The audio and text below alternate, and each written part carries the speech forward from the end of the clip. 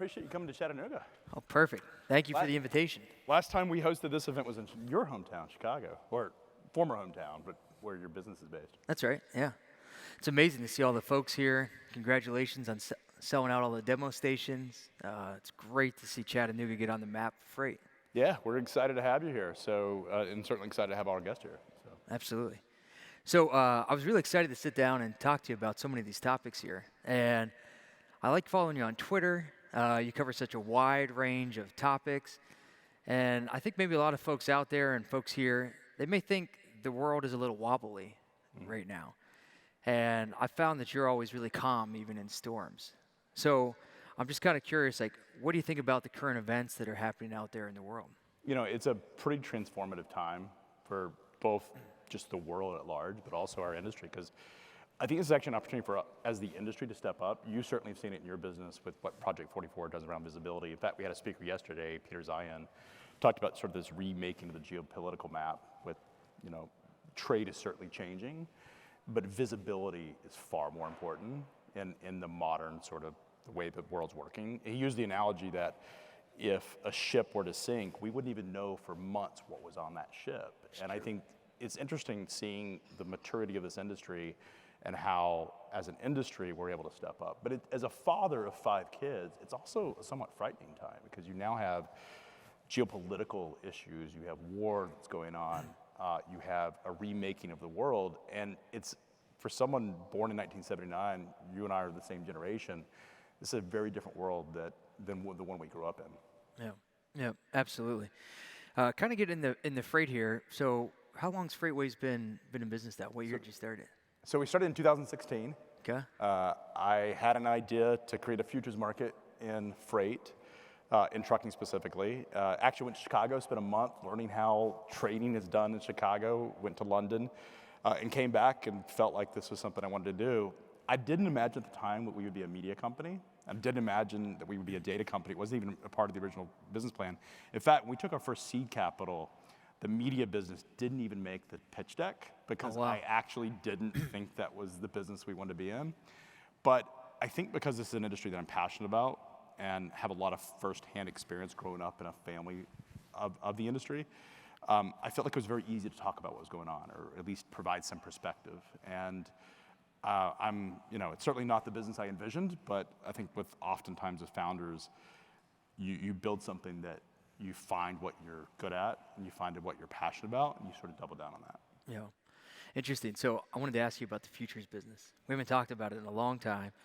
There were some critics out there when it got started. I was a big believer. I said this could add a lot of value, but so much of this comes down to timing. Absolutely. And do you think the timing now is to start thinking about this, or you collect so much data now, you have built this foundation with the media business, Sonar's very successful now, you've got great product and engineering folks. Talk to me about how you think about futures. You know, it's funny, Jett, you were one of the few people in the industry that reached out to me when we launched it and congratulated me, because it was a vision that we had. And so, first of all, that was very meaningful. It really touched to have a founder that I look up to and consider someone that I'm inspired by that has, you know, as a founder, this is a lonely journey for something as controversial as futures. And when you have someone that you respect and you hold in high regard to reach out and congratulate you, it means a lot. Look, our timing wasn't perfect. We launched the product that we envisioned would work. We still believe in the product. We've not given up on it. We think futures make sense at some point in time.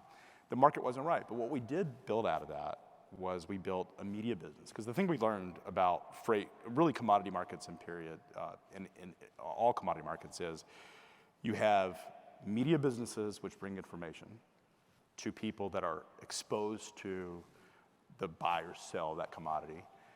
And you have data businesses that provide a level of high frequency data to inform people about what's happening in the market. And from that experience of building futures, we actually built a much stronger business with data and media. And at some point, there will be the opportunity to revisit that. We've never given up on it, but we've learned a lot in that experience, and we'll have the opportunity to redo it at the right time. The time is not now, but it very well could be in the future. I think there's a lot of folks out there, especially with these market dynamics, that are wondering when is the time. So, Well, I think, the reality is you need a couple of dynamics to make it work. You need the physical market to settle against the contracts have to be settled. So if you look at commodities, oil is a great example, wheat. These commodities are essentially traded against some type of index. So basically, what the index floats up and down. Think about how trucking companies buy diesel. They're buying on a discount or premium of that. Yeah.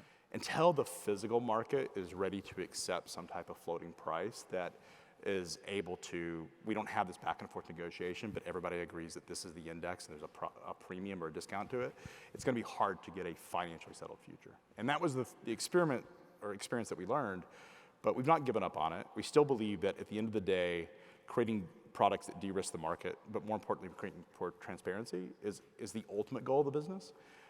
And that's certainly what we're focused on. Yeah. It's great.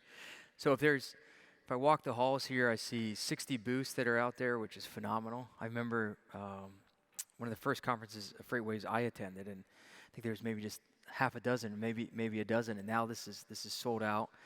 It's great to see FreightWaves put Chattanooga on the map. Maybe you'll win the debate now, is it Chicago or Chattanooga? But what's the lesson that you learned that maybe a lot of the entrepreneurs out there, or maybe they're a vice president in an established company, and they're trying to start something new. They're trying to be innovative with inside the organization. And maybe the first time it didn't work, and they have to make a pivot. Because you certainly have pivoted, like you mentioned. All of this wasn't even in the first pitch deck. What would be the advice that you would give to those people that want to be innovative, that came through the school system that really says that if you make a mistake, you're a failure? But I think you and I would think differently about that. Look, a failure is the best lesson. My dad fired me, which is a pretty dark time for me. He's actually sitting right there in the row. Hey, Dad. Hey, Mom. Hosting your event in your town means your parents get to come see you. That's awesome. The lessons you learn is that ultimately you have to get out there and try something.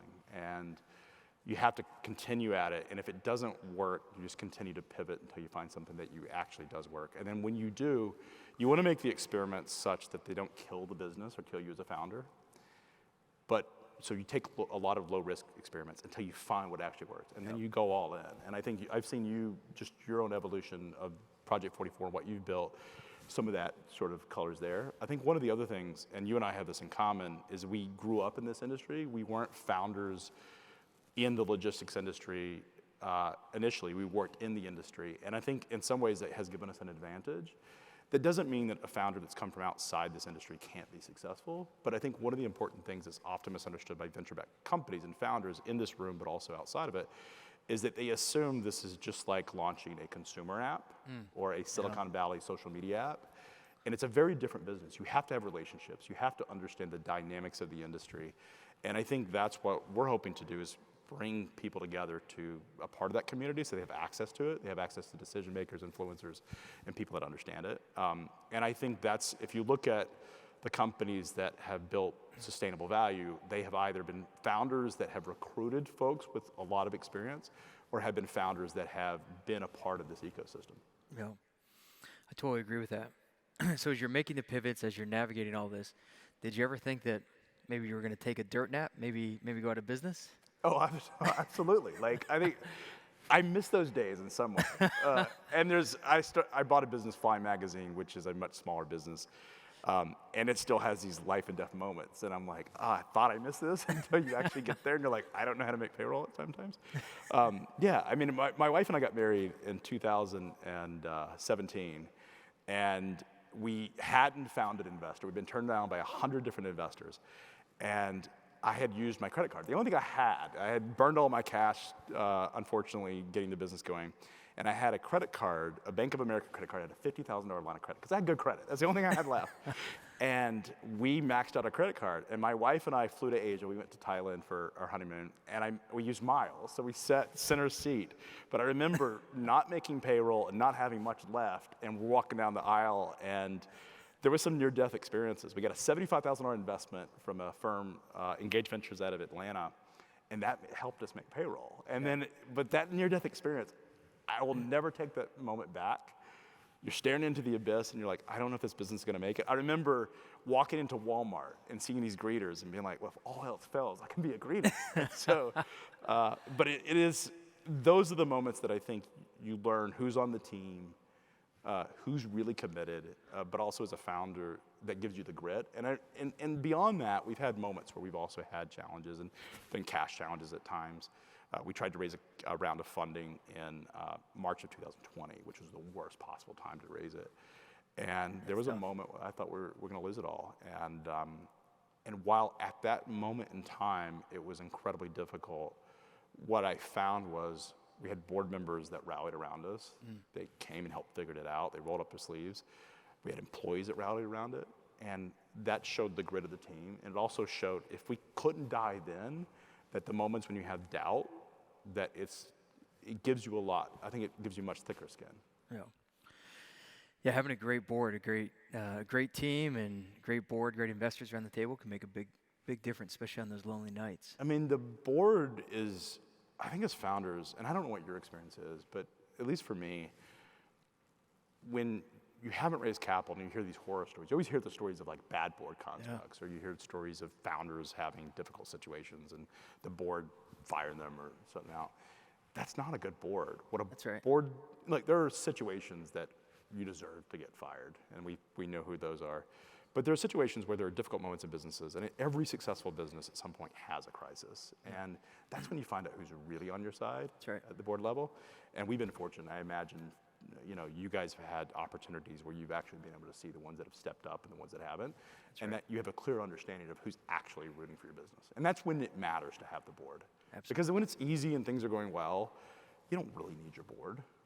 It's when things are really difficult and you can call on someone and they're going to roll up their sleeves and figure it out with you, it means so much. That's right. That could really make or break a company.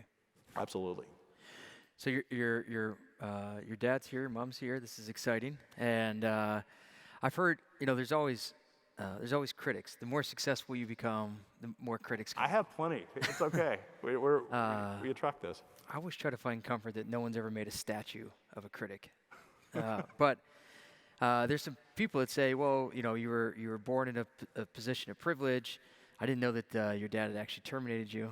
Yeah, he fired me, and he did not invest a dime in FreightWaves. It was on my own, so it was a great. I took a year after that. After he fired me, I went to Dallas and tried to be an employee. I was a really bad employee, by the way. So am I. We're unhireable, Jett. That's right. So as founders, we're sort of that way. But I had to raise money and stuff. And look, coming from a family that's had a lot of success in this industry, you've seen the good, the bad, the ugly. My dad my dream as a kid, as a college student, and even younger, was to be my dad, to go take over his company. And that opportunity was not the one that I ended up having the opportunity for. But I love this industry. And it seems weird. Like, I can appreciate it. You appreciate it. When you know something and you're passionate about it, and I like to say I have diesel in my blood, I have the opportunity to take what I learned from my father and build on it. Yeah. But the journey wasn't simple, as it never is. And I would never change that for the world. The best thing that ever happened to me, I've said this to my dad so many times, sort of a badge of honor, is him firing me. Yeah. And when that world was cut off from me, when I knew that I could not rely on my family to pick me up, that I had to do it on my own, what I realized is before that, I didn't have the confidence I could do something. And now that I've actually done it without the financial support of the family, it means so much more. And our relationship is as good as it's ever been. And that's meaningful. Absolutely. And so, yeah. That's amazing. So obviously, huge success FreightWaves has been in freight. We've talked about that a little bit. But I always like getting your point of view on events outside. I mean, I've seen you literally move the stock market. I think that was in March. Yeah, it was April 1st, and then yes. Doubled down? Well, no, it was a shipping article we wrote about the container market in June, which also moved the market. It's a bit frightening when your customers' stock prices move down. So that could be a difficult situation to navigate. Look, we it's not our intention to move the markets, but it is our intention to provide observations and information, and the markets will do what the markets do. And if people are invested in the long term, then these are just waves that happen. And if you've been in freight, these are just normal waves. But our credibility is most important. We don't do it to move the market. We do it to say what we believe and have conviction to it. Yep. It doesn't mean that we are going to always get that right, but we have conviction in our topics. And it's not to drive clicks. That's a misnomer. It's to drive credibility to the data. And we've had critics that have criticized us, rightfully so, have different opinions. What we've told our team is, and this is something one of my board members told me, and he asked me back in June, and he's like, do you really believe your data? I said, absolutely. He goes, do you have conviction? I said, 100%. And I meant that. And he said, if you do, then don't respond to your critics, because, and he had ran S&P, like one of the largest data companies in the world. And he said, because when you're right, if you actually believe this is going to happen, when you're right, then all the folks that have criticized your call will have been on the wrong side of history. That's right. And you will be on the right. Nobody wins an argument on social media, right? It's true. Like, you can't win arguments on social media. And so there's no point. And so for us, we stand by our beliefs, we stand by our convictions, and we let the market decide what happens. And, you know, everyone will draw their own conclusions, but those are the calls we make. We have conviction to them, and we stand by them. It's great. I know we're out of time here, but it's been an honor coming up here and having the chance to interview you. It's also been an honor watching you build one of the most iconic companies of our generation. Thank you. Jett, likewise. And I think you think about, this is a profound time in our industry. What Project 44 has done has been profound in what you built.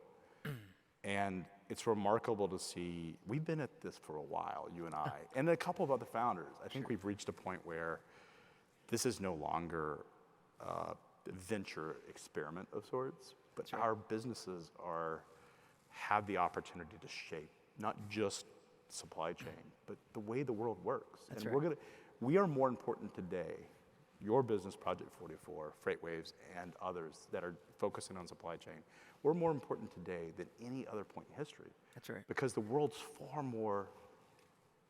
far less stable and far more unpredictable. And it means that the visibility business that you've built that provides intelligence around where freight's moving at a product level and macroeconomic, macro data that we provide and information is far more important today. Yep. So I'm honored to be with you, and it means so much that you came to Chattanooga to be here. I appreciate it. Thanks for the invite. Thank you. Cheers. Thanks.